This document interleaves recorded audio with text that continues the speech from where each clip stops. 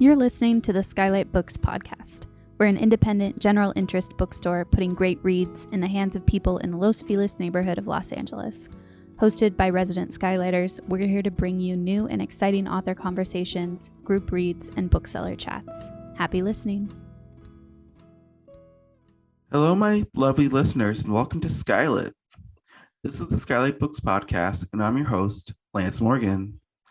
Today, I'm so excited to have Catherine Milan and Will Clark, co-managers of Philadelphia AIDS Thrift at Giovanni's Room. Catherine and Will, thank you so much for coming on. Thank you for having us. Thanks a lot. Great to be here. No, it's my pleasure. It's my pleasure. How are you guys doing this morning/early afternoon? We're on different time zones, guys, so depends. You could pick which your favorite. So listeners, you could all pick your favorite, but East Coast. East Coast. I'm West Coast, but I have allegiance because I'm from the East Coast, I guess. But where do I pick? It's the East Coast, West Coast. I'm really in the middle there. Good afternoon, good morning, all that fun stuff. Thank you guys for coming on. Today we're talking about your wonderful bookstore. Question, do you guys, this is the Philadelphia AIDS Thrift at Giovanni's Room, but you abbreviated to PAT. Do you go by Pat by any chance? Yeah, we often just sign off as Pat at Giovanni's Room. Pat at Giovanni's Room. Ooh, yeah. I love it. Then we get people asking for Pat, which is a little awkward. Oh yeah, really frequently. Well, yeah. I mean, do you guys get a book cat and name it Pat? So they can meet Pat at We've Pat. been vetoed on the bookstore cat or any kind of bookstore pet, but you know what? Like there may be a coup someday. We might get a hamster or something. Yeah, that'd be great. Then you could come and pet Pat. Yeah. Come pet Pat at Giovanni's Room, and then pet. There's something else there. I'll come up with something. I'll come up with more things. It's $1 million children's book idea. I tell you now. Yeah. I'm Pat sold. the cat. I mean, next Pride, next June. I'm just saying. Well, I'm so excited to talk about this amazing bookstore. Could you give our listeners like a quick not bio, but like a quick thing about like where you guys are located and like where you're located, what kind of bookstore you are, things like that. Well, I did the bio today. Do you want me to just take it from there? Why don't you do it? All right. So Philadelphia AIDS Thrift at Giovanni's Room is located at the corner of 12th Street and Pine Street in Philadelphia, Pennsylvania. Philadelphia AIDS Thrift is actually a 501c3 charitable organization. And since 2005, our goal has been to sell the lovely, useful, interesting, amusing, and sometimes very mysterious stuff that generous people donate to our thrift store. And then we distribute the proceeds to local organizations involved in the fight against HIV/AIDS. Now, Giovanni's Room is the longest running LGBTQ plus bookstore in the United States, founded in 1973. But after 41 years of serving the community in Philadelphia, the store closed its doors in May of 2014.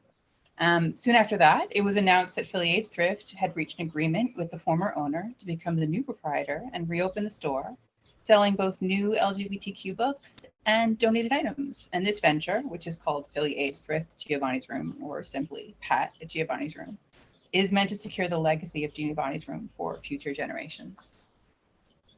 Wow, great bio. Great reading, I want to say. It was, you guys are, I mean, it was a great, as booksellers, all of us, we know that we have to intro our story so many times.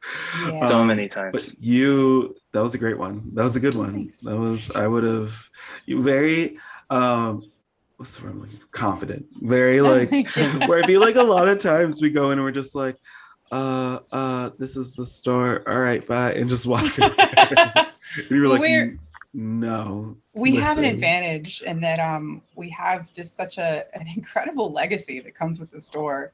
Mm-hmm. And it's really easy for us to like, this is not about us. This is not about us as individuals or, even the business. This is about a legacy in the community. So we're very proud for the most part to represent that legacy for the community.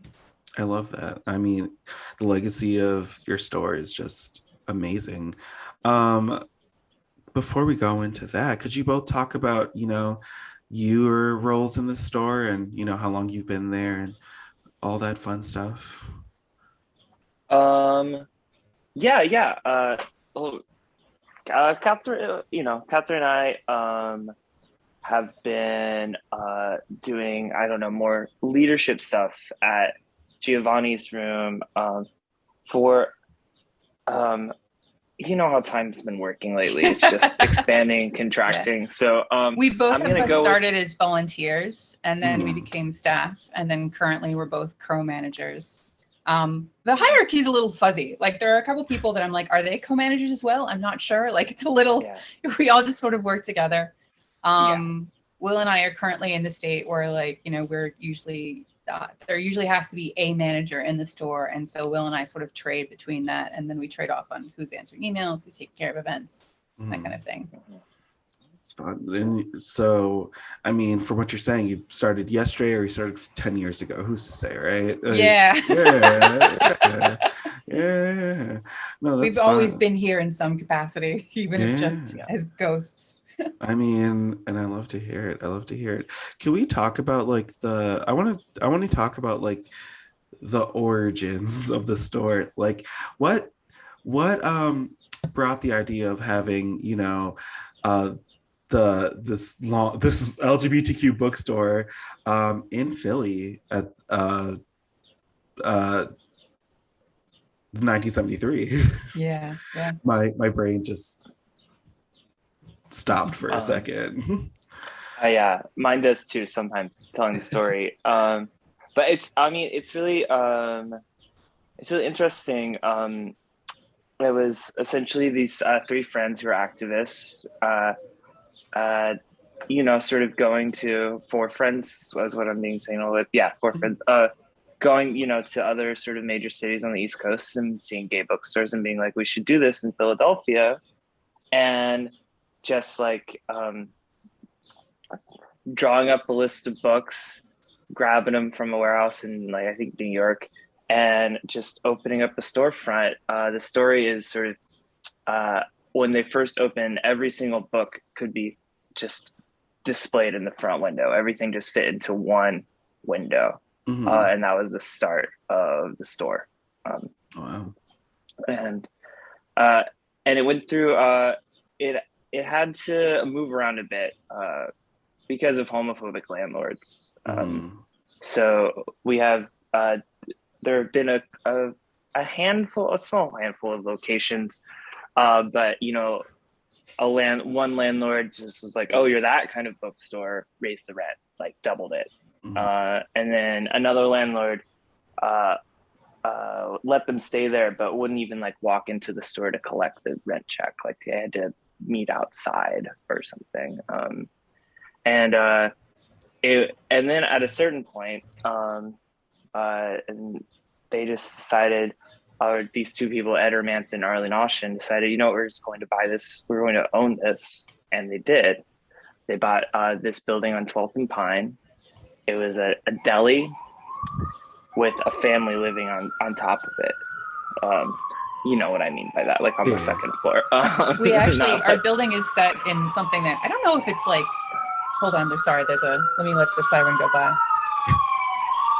Don't want that on your podcast. It's so funny. It's so funny. That's usually on this side. It's usually this side. You hear the sirens. We get a lot of sirens. Oh, I always say it's the beautiful sound of LA. The natural sounds outside. Ours is Center City, Philadelphia. So, I don't know if the building we're in is, I don't know, are there Trinity houses anywhere on the East Coast or the West Coast? Have you heard of the Trinity House?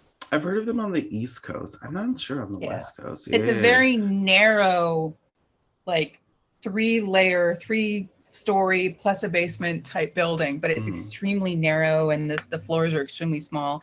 Our current building is actually two of those that have been like squished together, and volunteers from the neighborhood have like helped us, create doorways between the two and clear out the shelves or put in Mhm. actual bookshelves and, you know, registers and stuff like that. Mhm. And they even built a staircase. Wow, Yeah. that sounds so cool. Yeah, I mean, one of the cool parts about like the physical space itself of the store is that it's built by the community. This sort of Yeah. like idea uh, of it being sort of collectively supported by the gay community of Philadelphia has just been a part of its like legacy for forever. You know, it was the people that helped build the shelves are still like shoppers at the store, Cool. and that's really wild and special. No, I mean, it sounds super special. Can you were just talking a little bit about it, but you said the neighborhood's very involved with the store too. Can you talk about like the neighborhood around the store? Oh, let's see. Well, the neighborhood is ever changing because we are in an age of, you know, gentrification everywhere. Sure. But this is still officially the neighborhood. We are just a little bit down from Locust and 13th, which is where they have the rainbow crosswalks and the rainbow sort of street signs. Okay.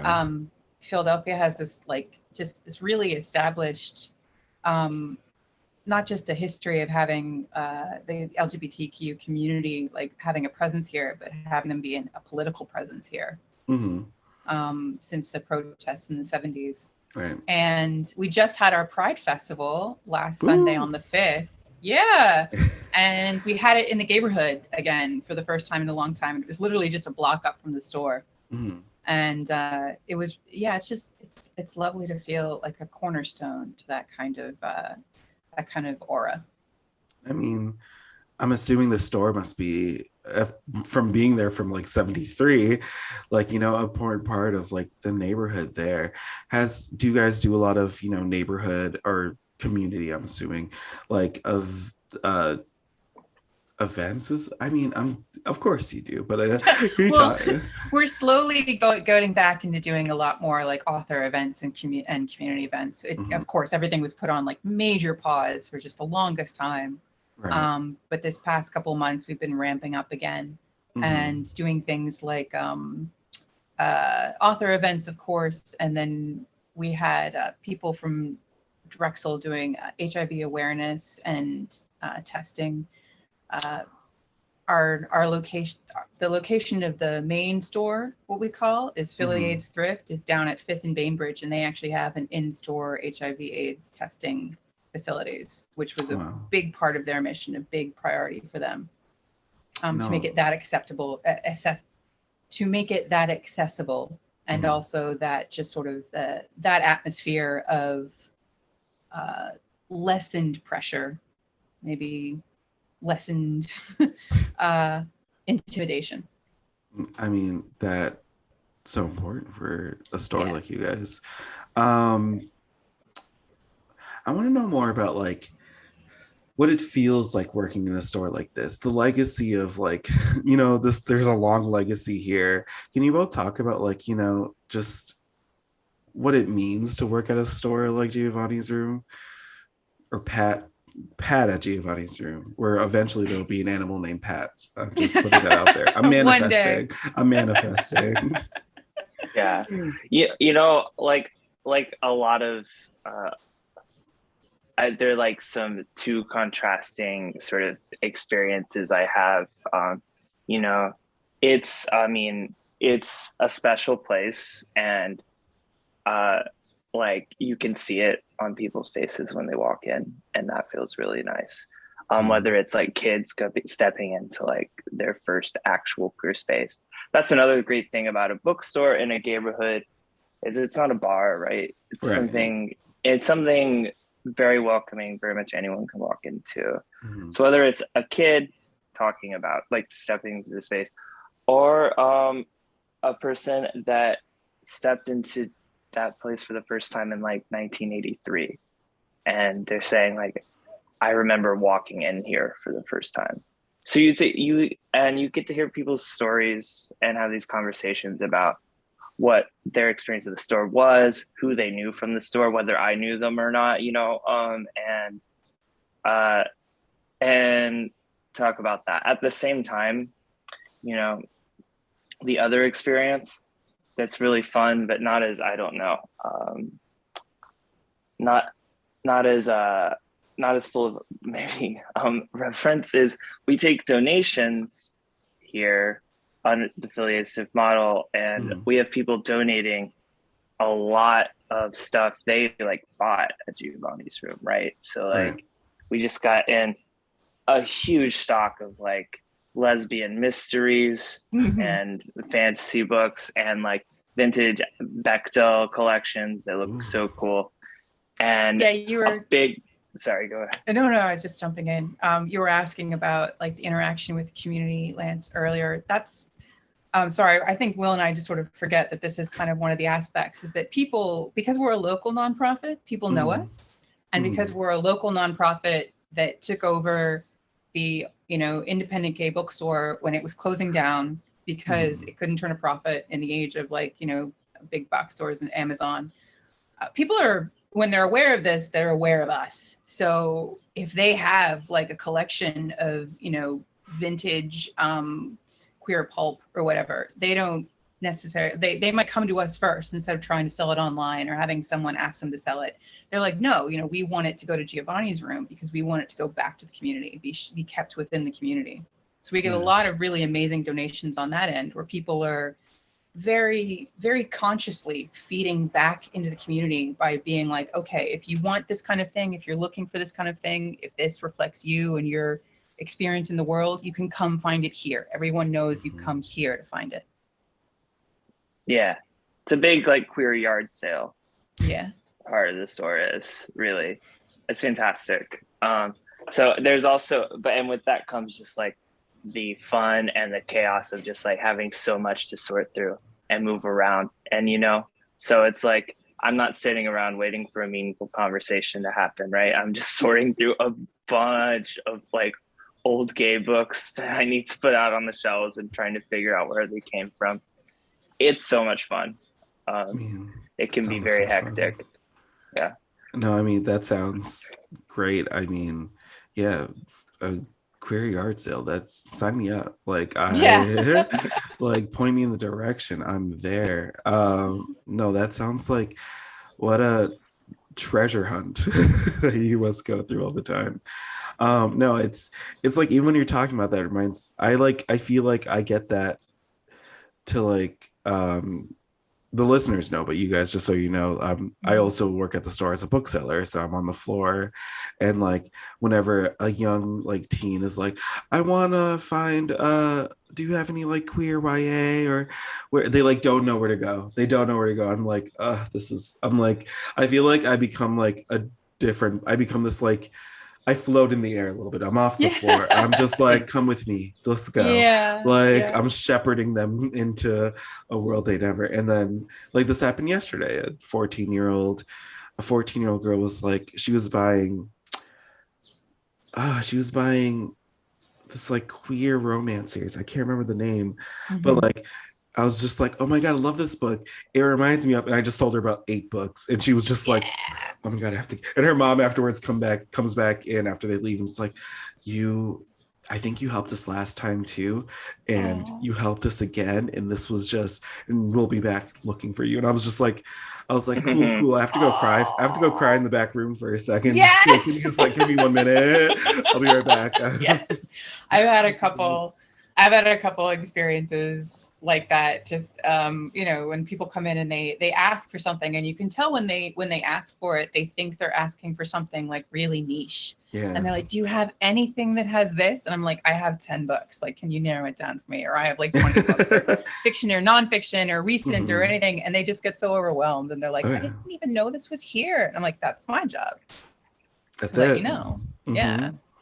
And it's always fun when they're overwhelmed and they're just like, I don't know where, and I'm like, perfect. I got you. Let me, like, I got you. You don't have to worry about it for a second. I'm always I always like try and overload people, and I tell them, you know, take what you want, leave the rest. But I'm just here to let you know this, like the breadth of stuff that's out there. Yeah, these books exist. They exist. Once they know they exist, I feel like I like 8 out of 10 times they'll come back for the ones that they, you know, they didn't take that time. What are well, I mean, on that, what are moments, working there that are just so special to you, that like you look back, you're like, this was a huge moment for me at this store that like, defines your experience there in a way. Oh, wow. Both of you. Yeah, Will, do you want to, I don't know, would Ocean One coming by be a defining experience for Yes. you? Or was Yes. that? Oh yeah, That was that was Will's very experience, cool. not mine. I heard about it secondhand. I mean, that ended so quickly. Yeah. It was just, it was there.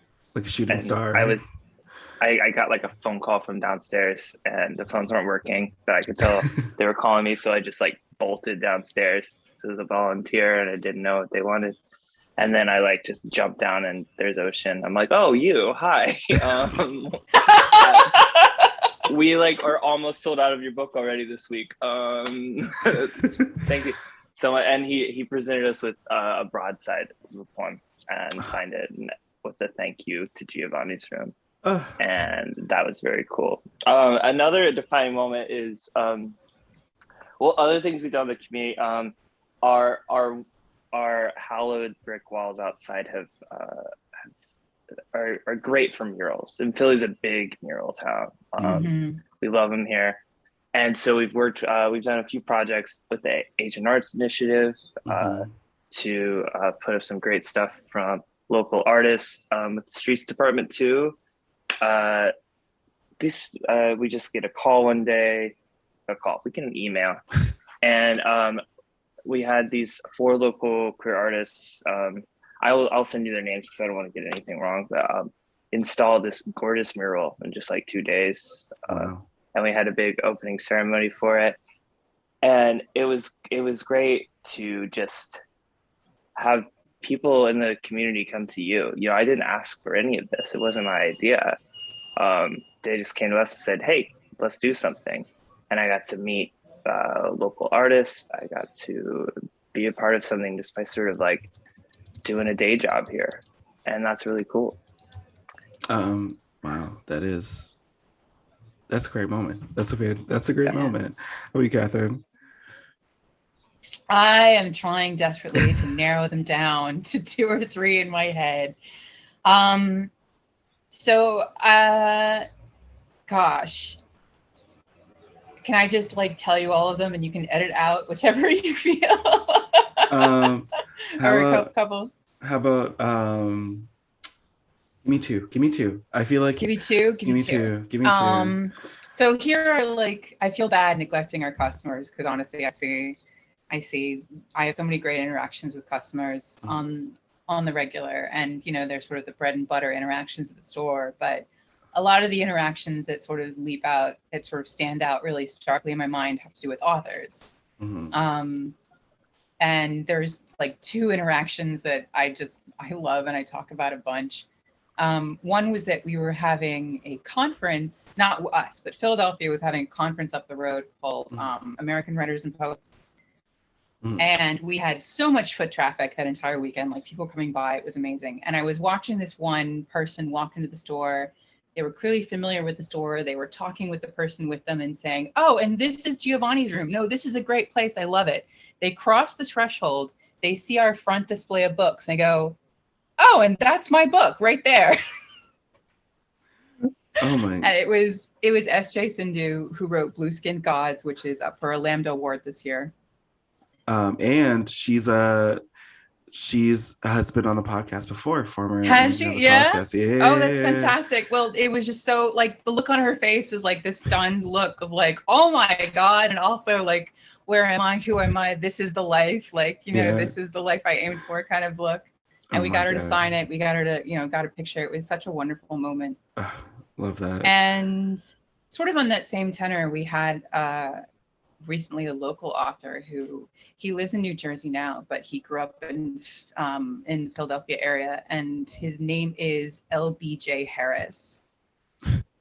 And he grew up I think he was at Temple in the 70s. And he was telling me, like, he has all this, he's retired now, he has grandkids, and over quarantine, he actually sat down and wrote out sort of this romance novel about what it was like to be a Black man in Philadelphia in the 70s, queer Black man. Mm-hmm. He published this book. It took a little bit of maneuvering to get it like available through our distributor, but he made it happen. He was very polite, but very focused. And we eventually got him to come down to the store and take some pictures and sign his books. And in the middle of it, he just started tearing up and talking about how this was the culmination of just such a dream for him. And, you know, we were just showing him the book and taking a couple pictures. He looked so stunning. He had this incredible outfit on. He just dressed to the nines to just come down and sign some books and take some pictures. But for him, it was such a moment. He's like, I've been aiming for this for so long, and to have this, he's like, this really felt like a full circle moment for him. And it still feels like the purpose of our store. Yeah, that should be the purpose of, you know, every bookstore, but I'm glad that you guys, you know, provide that to your community. That's beautiful. Yeah. I love that. I'm still on the SJ. The SJ Sindhu's, like, I'm obsessed with her. I'm obsessed with her in a way that that was such a great moment. No, I can only imagine. She's magical in a way to me. Yeah. I had SJ, I hope you're not listening to this. Please get bad. No, when we had her on, the entire time I was like, oh my God, I don't know what to say because I'm just obsessed with you and I want to cry. Yeah. I was like, Marriage of a Thousand Lies is amazing. And I tell everybody, as I'm crying, as I'm like fully crying. No, she was crossing fingers for her in that Lambda. Any authors that I've had on who were also for her, crossing fingers for you too. All of you should win. No losers this year. Everyone's a winner. There you go. Well, I want to hear about you know, the future of the store. What does the future look like? What is the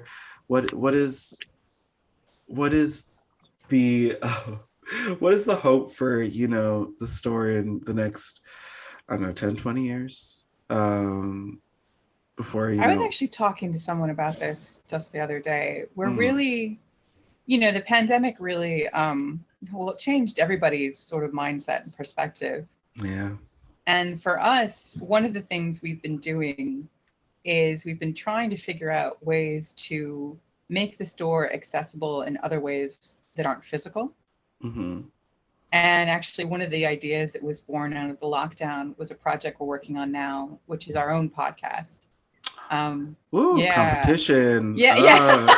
I love to our hear own podcast. It's much more low key. It's much more, we're mainly just discussing, there is a book discussing segment, but it's just, you know, a regular feature. One of the things we're really aiming to do with our podcast, which is called Queer Atlas, is we're trying to get a snapshot of Philadelphia as best we can. Hold on just a second. We've got someone coming in. No Hey. Sorry. This is one of our volunteers. I want to say hi to Anna. Hi, Anna. Hi, Anna.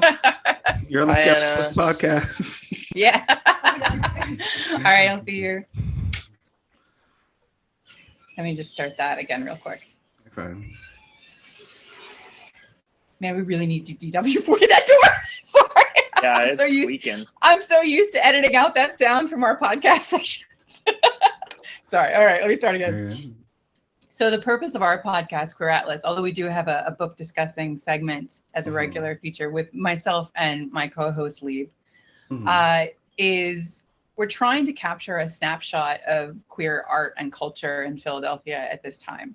And we're trying to, you know, we're seeking out people who are, they're business owners, queer business owners, run queer businesses, or we're talking to elders in the community who have been in Philadelphia for just decades, and they talk to us about the changes they see, the changes they experience. And, you know, we're also just trying to infuse as much of the store culture as possible into the podcast. Like, you know, we sometimes do little snippets of talking with volunteers, or we talk about events that are going down at the store. And we're trying to sort of broadcast, as it were, the sense of the store, you know, this inclusion into the community that is the Philadelphia neighborhood and Philadelphia ASIF at Giovanni's room. Because again, like, you know, you were just talking about how you wanted to come down and see us not everybody can. It's a heartbreaker. You know, maybe they still want to stay safe and not go out, which I completely support. Or maybe they're states away, and you know, this is their connection to community, is listening to podcasts that they download. And we want everyone to have a piece of what we can offer. Right. And that's, I mean, one can't gatekeep stuff, right? Like books, you have to give it to everyone. No gatekeep girl bossing or gaslighting here. Not this Pride Month. Other Pride Months, sure, but not this one. No, that's great. Oh, I love some healthy competition. We'll see you on the battlefield. No, we'll support it. I love. Let's link arms. We're not fighting each other. We're here together. You're right. We're fighting heterophobic, cis-sexist culture. Bring down barriers. We're in it together. I love it. Yeah. No, I'm excited to listen to your podcast. Is it out yet? Yeah, we have a couple of episodes out. It's slow going because, you know, it is a bit of an undertaking to get everybody together, get the interviews set up, when we're learning as we go. But we're just coming out with we should be coming out with a new episode soon. I think we have, hold on, 1, 2, 3, 4. It'll be the 5th episode. Oh, that's fun. Yeah. That's exciting. And you could listen to it on like all platforms you listen to podcasts. Yep. It's called Queer Atlas, or you can go straight to our website, which is www.queerbooks.com. And if you scroll all the way down, there's a little logo and a section that'll take you straight to all of our episodes. Perfect. You heard that, listeners. You have a new podcast to listen to. Two podcasts to listen to. And I know all of our listeners only listen to this podcast. So now I'm saying I'm releasing you to go listen to one more. We appreciate it. Thank you. No, well, the last things I want to ask you both are, what if listeners, you were saying that they're fans, people who are at home because, you know, the pandemic still rages on, or states away, but they still want to feel part of that community, whether they lived there before at one time or aspire to live in Philly. How can they reach out to support you guys and, you know, feel like a part of, you know, the community? And we live in an online world now, right? So we can be connected that way. Oh, well, if you go to queerbooks.com, you can find the podcast, Catherine said, that we are able to do direct home deliveries across the US. Ooh. And of course, what you'll be doing there is buying your books online and supporting any book. You know, we'd love for you to buy queer books. You can buy other books too, by straight authors if you really feel like it. If they exist, I don't know if they exist. I'm not sure. You've got a point. And you'll be supporting the store and the affiliated Swift mission. And we get a lot of love from across the states. We always want more, though, of course. Yeah. What else, Catherine? We've got social media. We've got a Twitter account. We've got Instagram. We even have Facebook. We even have Facebook. Throwback. What a throwback moment. Wow. Guys, get on to our Gen Z listeners. Facebook was. Oh my God. Imagine I did that. That'd be crazy. I know, right? It's labyrinthine now. It is. It's so difficult to use. It's crazy. Yeah, I'm scared of it. I'm terrified. Yeah. Like, I have the app on my phone, and I sometimes will accidentally hit it, and I'll be like, no. No. And it's so odd to think. It's like I used to create birthday party events on Facebook, and now it's just this mess. Do you remember like poking people and like doing that? I love to poke. I love to poke. Don't let me forget, we should mention we also have a TikTok account. We're sort of struggling to figure out what to do on TikTok, but we've been trying to like hustle up to that and see what we can do in terms of reaching out on TikTok. So oh my God, you guys have to get on Book TikTok. Book TikTok is real. Book I've seen it. I'm intimidated because they're all like 20 years younger than me and cute, but whatever. I mean, listen, they're looking for I feel like book TikTok, they not steal, but they, you know, like Ursula in Little Mermaid, where she takes the voice from Ariel. She does that to bookstores. They do that to bookstores. They do that to bookstores. You can call it stealing. I call it reclaiming. No, that's what you heard me for. You heard it here first. Ursula was not stealing. She was reclaiming. She was reclaiming her voice as a queer woman. I want to say. Exactly.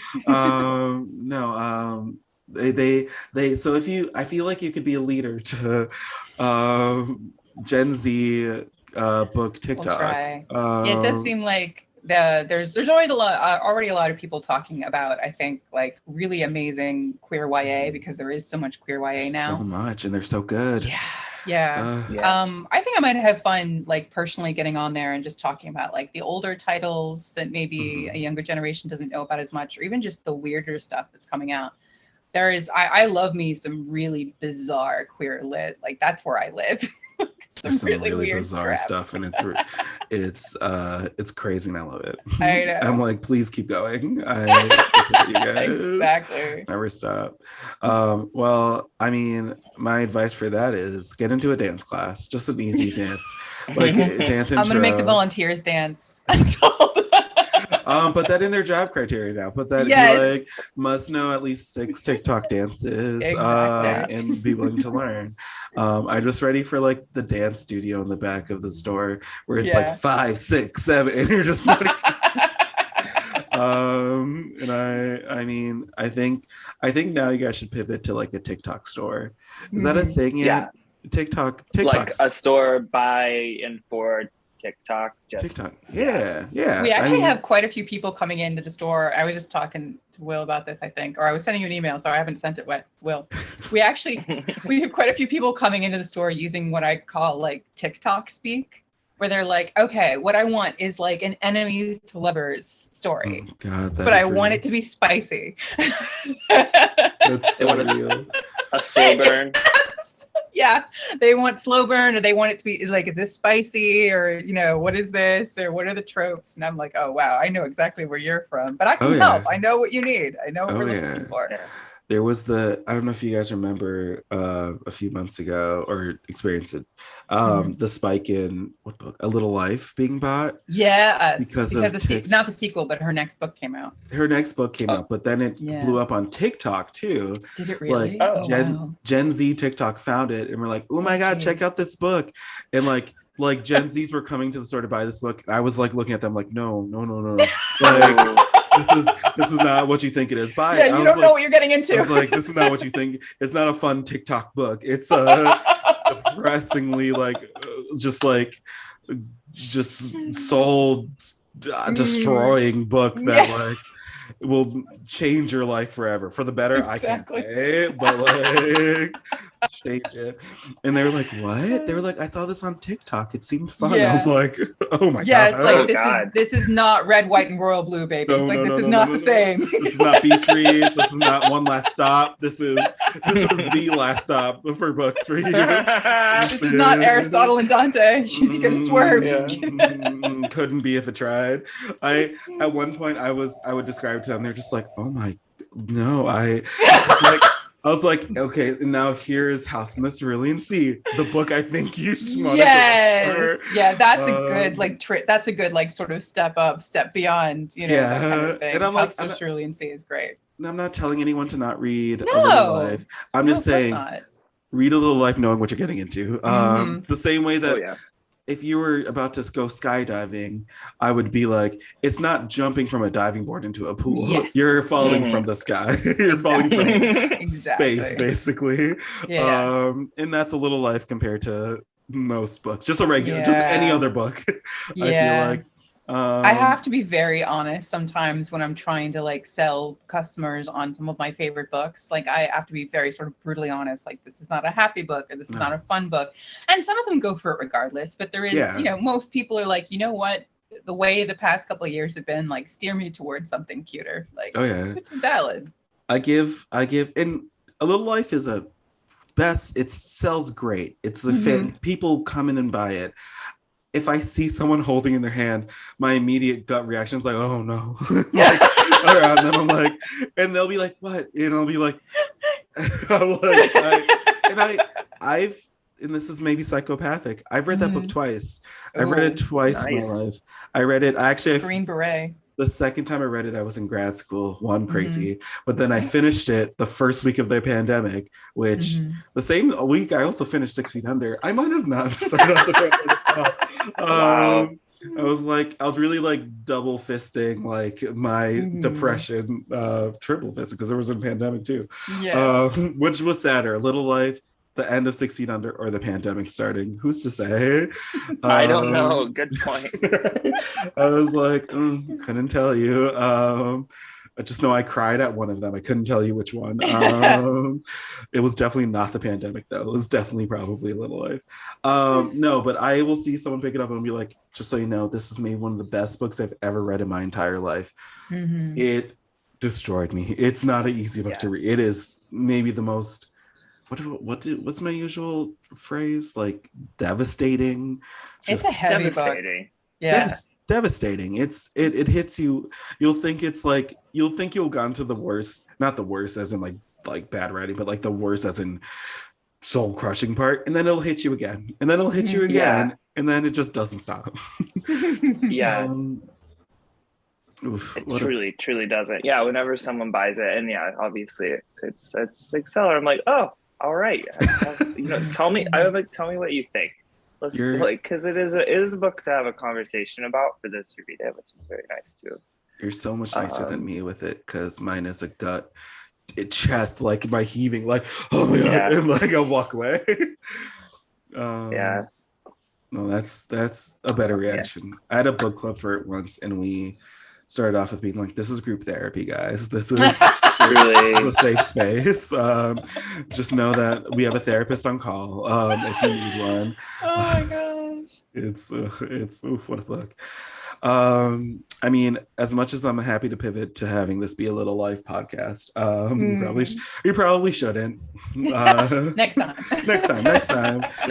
I think this is where we go into, this is the part one, and then your podcast is the part two, where we talk for hours on end about Little Life. And I'm just pitching this idea. I'm not saying you have to. I'm just like, this is a soft pitch.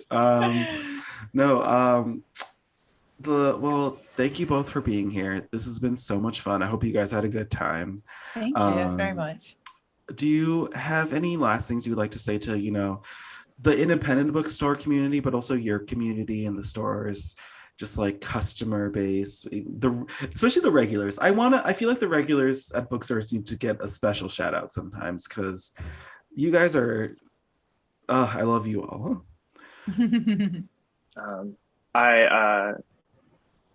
What's there to say? This has been great, Lance. Thanks for reaching out to us. I'm having a lot of fun. Shout out to everyone. We always say on our bookstore team. Yeah, we always say shout out to our volunteers. Podcast. Shout out to our donators, the people who donate, our shoppers, our volunteers, our customers, our wonderful board, et cetera, et cetera. We have wonderful regulars. I don't know if any of our regulars are podcast listeners, though. We have to get on that. A lot of our regulars are like elders of the community that have been here since the 70s. And we tell them, I was just telling Will about how we had one of our volunteers that's actually been here since the 80s. He's been volunteering here longer than either of us have been alive. Wow. And I asked him at one point, do you want to come on the podcast? And he was like, over my dead body. But I got that on tape, so I'm going to use it. And you're like, listen, I'll get you one way or the other. Yes. Another Ursula situation. You're like, listen, I'm claiming your voice for my own purposes. Evil? No. Misunderstood? Yes. Anything else you want to say to the community, though? Or the independent bookstore community as a whole? Do you want to say anything to the independent bookstore community, Will?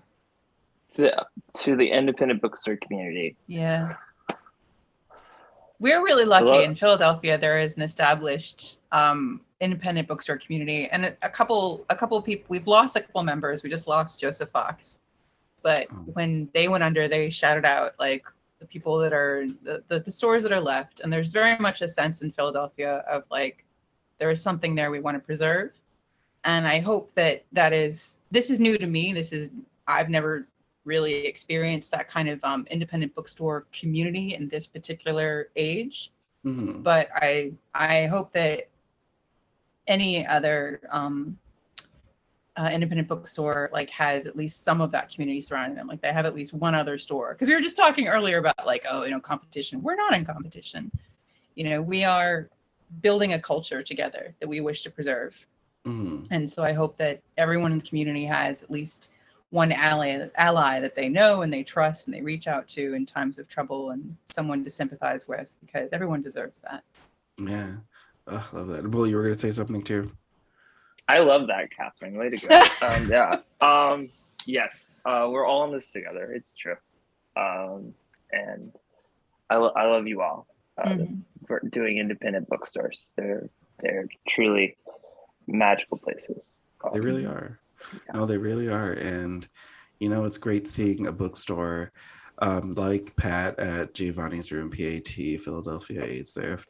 I'm making sure I'm getting it all. I did it backwards. That's great. I really went the opposite direction. But it's amazing seeing a store like yours, just, with such a long legacy and such a, focus towards the queer community. Just like, do its thing and be so important to the community, and,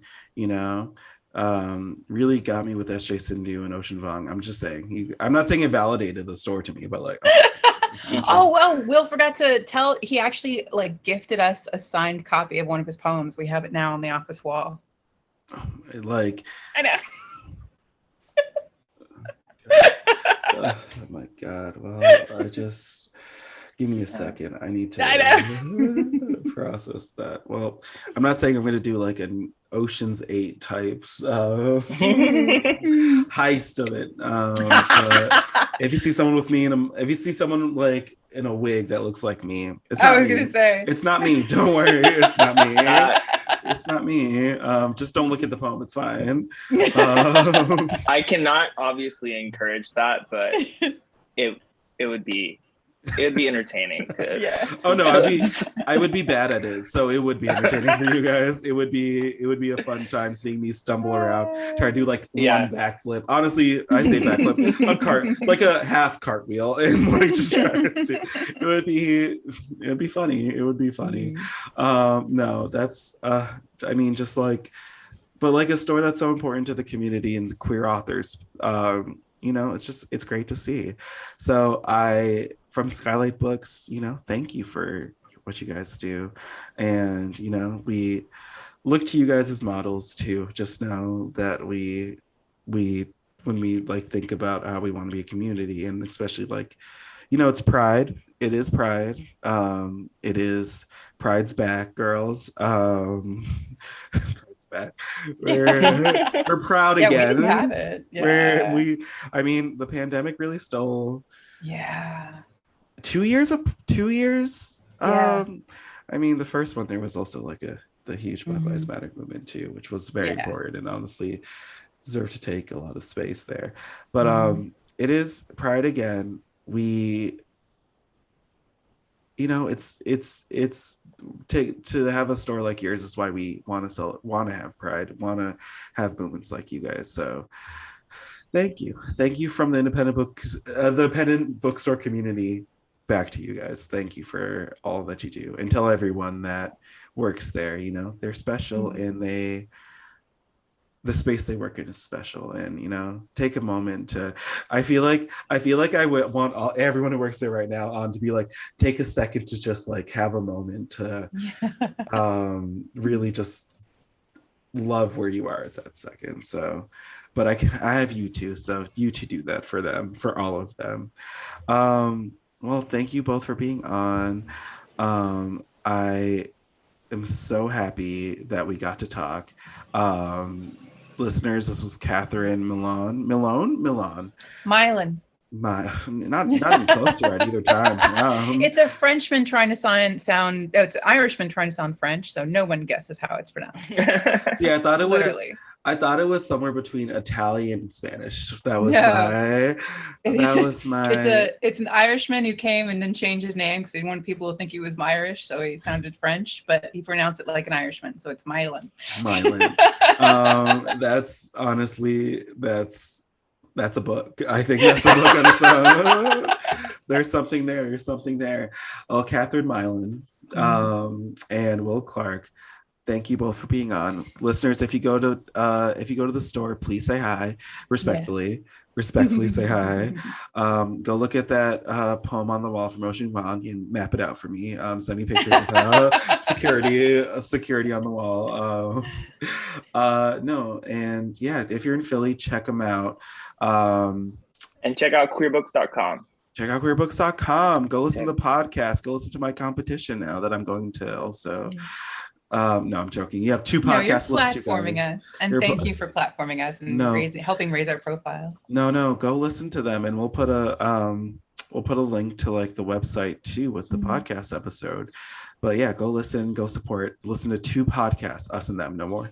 Nothing else. Nothing else. There are no more podcasts. Block out the rest. Block out. And I learned today that there are straight authors too. So thank you guys for that. Thank you guys for teaching me that. Who could have known? Yeah, who could have known? Well, to my listeners, you guys have a beautiful, beautiful rest of your day.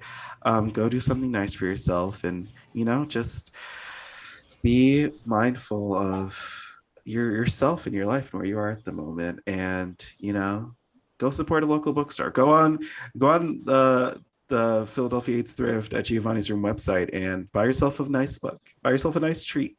I'm definitely going to go get one of those gay mysteries that they got sent in, because I love a vintage book, so I'm in. All right, to everyone, have a great rest of your day. Bye. Thank you for listening to the Skylight Books podcast series. Please don't forget to visit our website at skylightbooks.com and make sure to follow us on Twitter and Instagram.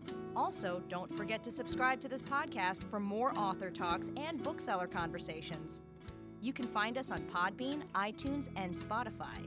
Stay safe and healthy, and we hope to see you back in our store soon.